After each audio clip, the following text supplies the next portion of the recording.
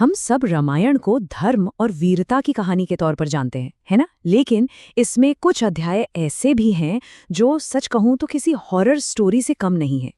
तो आज हम चलेंगे दंडकारण्य के उसी शापित जंगल में, जहां राम, सीता और लक्ष्मण का सामना एक ऐसे भयानक रहस्य से हुआ जिसने उनके पूरे वनवास की दिशा ही बदल कर रख दी। जरा सोचिए, अत्रि मुनि के आश्रम की वो शांति, वो पवित्रता अब सब एक धुंधली याद बन चुकी थी। अब वो एक ऐसे जंगल में दाखिल हुए थे जहां की हवा में ही मौत की महक थी। यहाँ के पेड़ फलों या फूलों से नहीं बल्कि कंकालों से सजे थे। ये एक खुली चेतावनी थी कि इस इलाके का मालिक कोई इंसान नहीं बल्कि कोई शिकारी है, कोई भक्षक है।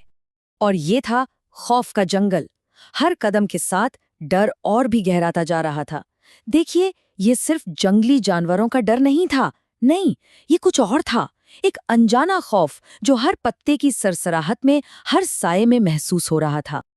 वो जमीन जो कभी ऋषियों के तप से पवित्र थी, अब उसे असुरों ने एक कसाई खाना बना दिया था। हर तरफ बिखरी हड्डियां चीख चीख कर गवाही दे रही थीं कि यहाँ किसी का आतंक है। जैसा कि कहा गया, आश्रम की शांति अब बस एक कड़वी याद थी। और लक्ष्मण की छठी इंद्री, उनकी सिक्स्थ सेंस, उन्हें कुछ गलत होने का संकेत दे रही थी। उन्हें साफ महसूस हो रहा था कि कोई या कुछ उन पर लगातार नजर रखे हुए है, जैसे पूरा जंगल ही उन्हें घूर रहा हो। और उसकी नीयत बिल्कुल अच्छी नहीं थी। ये तूफान से पहले वाली खामोशी थी। और फिर वो खामोशी टूटी। अब तक जो डर सिर्फ हवा में था, उसने अब एक भयानक रूप ले लिया था। राक्षस का अचानक हमला होने वाला था। हमले से ठीक पहले एक बहुत ही अजीब बात हुई। जंगल की सारी आवाजें, चिड़ियों का चहचहाना, पत्तों का सरसराना, सब एक पल में बंद हो गया। एकदम सन्नाटा। ऐसा लगा जैसे पूरे जंगल ने एक साथ अपनी सांस रोक ली हो। ये किसी बहुत बहुत बड़े खतरे के आने का संकेत था। और उस सन्नाटे को चीरते हुए एक ऐसी दहाड़ गूंजी जिससे मानो जमीन तक कांप उठी। और फिर झाड़ियों को चीरता हुआ वो सामने आ खड़ा हुआ, विराट। उसके कंधों पर मरे हुए शेर और हाथी लदे थे, जो उसकी ताकत और क्रूरता का सबूत थे। विराट की नजर जैसे ही उन पर पड़ी, उसने एक भयानक ठहाका लगाया। उसका इरादा एकदम साफ था, और इससे पहले कि राम और लक्ष्मण कुछ भी समझ पाते, उसने बिजली की तेजी से सीता को उठा लिया। बस, अब लड़ाई शुरू हो चुकी थी। लेकिन ये कोई आम लड़ाई नहीं थी। ये एक ऐसा युद्ध था जहां सामना एक अजेय शत्रु से था। ये सिर्फ ताकत का खेल नहीं, बल्कि एक पहेली बन गया था। राम और लक्ष्मण ने अपने सबसे शक्तिशाली हथियार चलाए, पर उनका सामना एक ऐसे दुश्मन से था जिस पर किसी चीज का कोई असर ही नहीं हो रहा था। हो ये रहा था कि राम और लक्ष्मण के अचूक बाण उसके शरीर के आर पार निकल जाते थे, लिटरली। लेकिन उसे एक खरोच तक नहीं आती थी।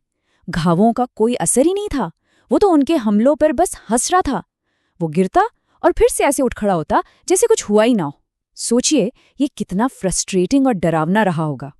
तो सबसे बड़ा सवाल यही था, उनके हथियार काम क्यों नहीं कर रहे थे? राम और लक्ष्मण के मन में भी यही चल रहा होगा। आखिर उनके दिव्य अस्त्र क्यों फेल हो रहे थे?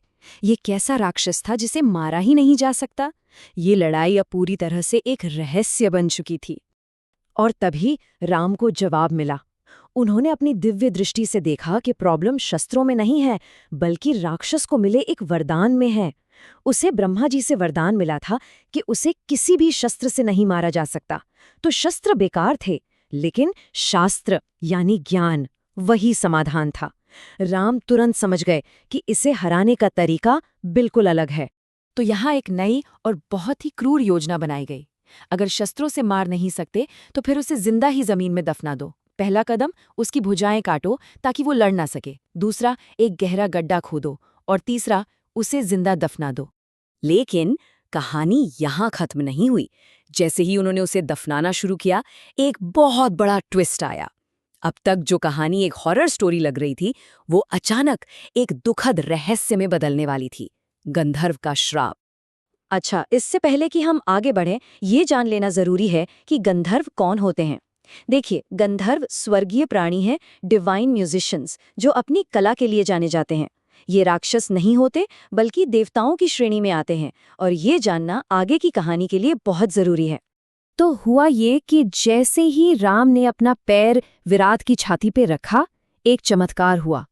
उसका वो भयानक राक्षसी रूप बदलने लगा और उसने दर्द में कहा, प्रभु मुझे क्षमा करें, मैं राक्षस नहीं हूं, मैं तो गंधर्व तुम्बरु हूं, जो कुबेर के श्राप के वजह से इस भयानक रूप में फंस गया था। राम का स्पर्श पाते ही उसे श्राप से मुक्ति मिल गई। मतलब जिसे वो मार रहे थे, असल में वो उसे आजाद कर रहे थे।